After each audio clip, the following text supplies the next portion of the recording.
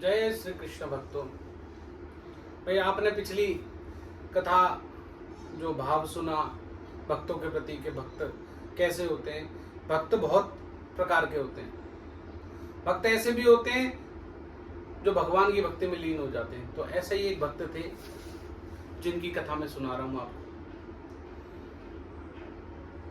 उन्होंने तपस्या करना शुरू किया, प्रारंभ किया, और प्रारंभ करते करते कई वर्ष बीत गए तपस्या करते करते कि भगवान मिलेंगे मिलेंगे मिलेंगे। एक दिन नारद जी वहां से गुजर रहे थे। बोले भक्त बहुत सालों से तपस्या कर रहा है, तो भगवान के से दर्शन क्यों नहीं हो रहे। और आपने एक चीज कथा में सुनी होगी कि नारद जी जिसे मिले उसे भगवान जरूर मिले, अवश्य मिले, क्योंकि नारद जी जिस प्रकार से मिलते हैं उसी प्रकार भगवान मिलते हैं। अब नारद जी वहां से जा रहे थे। नारद जी ने उससे पूछा कि भाई भगत क्या कर रहे हो तुम। बोले भगवान का भजन कर रहे हैं महाराज। बोले कब से कर रहे हो। कि महाराज बहुत साल हो गए करते करते। पर बोले आप कौन। बोले मैं नारद। बोले नारद जी प्रणाम। मैंने सुना है कि जिसे आप मिलते हैं उसे भगवान अवश्य मिलते हैं। बोले ऐसा तो भगवान ही कहते हैं, मैं तो कहता नहीं हूं। बोले भगवान नारद जी आप एक मेरा एक समस्या का हल कर देंगे। बोले क्या। क्या आप एक बार भगवान से ही पूछ सकते हैं कि मुझे कब मिलेंगे। बोले भगवान से मैं ऐसा तो नहीं, यहाँ पर मैं पूछ सकता हूँ भगवान कब मिलेंगे तुम्हें। नारद जी अंतर ध्यान हो गए। नारद जी भगवान के पास बैकुंठ पहुंचे और बैकुंठ पहुंचकर भगवान से पूछा कि भगवान आपका एक भक्त इमली के पेड़ के नीचे तपस्या कर रहा है, आप उसे कब मिलेंगे। भगवान मुस्कुराए और बोले मिलूंगा तो सही, लेकिन जितने उस इमली के वृक्ष पर पत्ते हैं उतने जन्म वह ले लेगा, उसके बाद उसे मिलूंगा। अब इस बात को सोचकर नारद जी बड़े चिंतित हो गए। नारद जी बोले कि भक्त तो तपस्या करते करते ही हो जाएगा, इतने उसमें तो लाखों करोड़ों पत्ते हैं, इतने जन्म बाद मिलेगा। मैं उसके पास जाकर कैसे कहूं कि तुम इतने करोड़ों वर्ष बाद तुम्हें भगवान मिलेंगे। नारद जी बड़े चिंतित। नारद जी वहां से चल दिए और चलते चलते चिंतित होते हुए बड़े गंभीर मुख को लेकर पहुंचे भगत के पास। भगत के पास पहुंचे। भगत ने नारद जी को प्रणाम किया। बोले नारद जी प्रणाम। बोले प्रणाम भगत। पर बोले नारद जी आप चिंतित लग रहे हैं कुछ।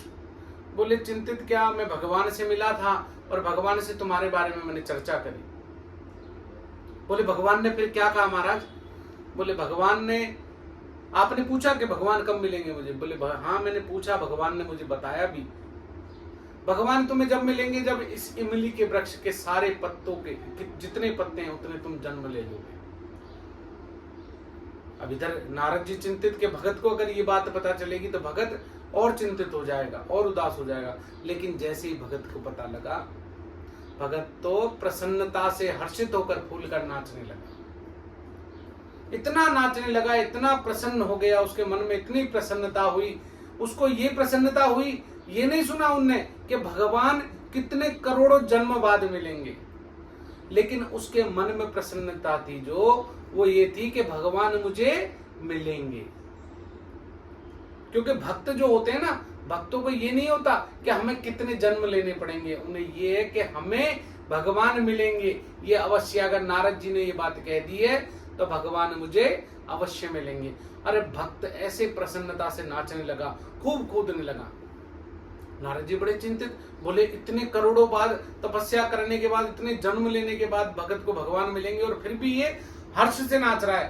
तभी भगवान उत्पन्न, भगवान जब ये आकर उनके सामने आ गए और दर्शन दे दिए। और भगवान जब भी उसके सामने आए और प्रत्यक्ष दर्शन दिए उसे, और जैसे ही दर्शन मिले भगवान के, वो चरणों में पड़ गया। तो नारद जी बोले महाराज आपने तो मुझसे ये कहा था कि इसके करोड़ों जन्म के बाद मैं इसे दर्शन दूंगा। बोले जिस प्रकार ये तपस्या कर रहा था, जिस प्रकार ये जप कर रहा था, उस हिसाब से, उस प्रारब्ध से तो इसे जन्म जब ही इसे भगवान, इसे दर्शन मेरे करोड़ों जन्म बाद ही होते। लेकिन जब से आपने इससे कहा कि जितने इस इमली के पत्ते हैं उतने पत्तों के जन्म लेने के बाद, जितने भी पत्ते हैं उनके जन्म लेने, उनकी संख्या के बाद जब मेरे दर्शन होंगे, तब से ये और भावुक हो गया। क्यों? क्योंकि इसके मन में ये नहीं आया कि मुझे भगवान करोड़ों जन्म बाद मिलेंगे। इसके मन में ये आया कि भगवान मुझे मिलेंगे ही मिलेंगे।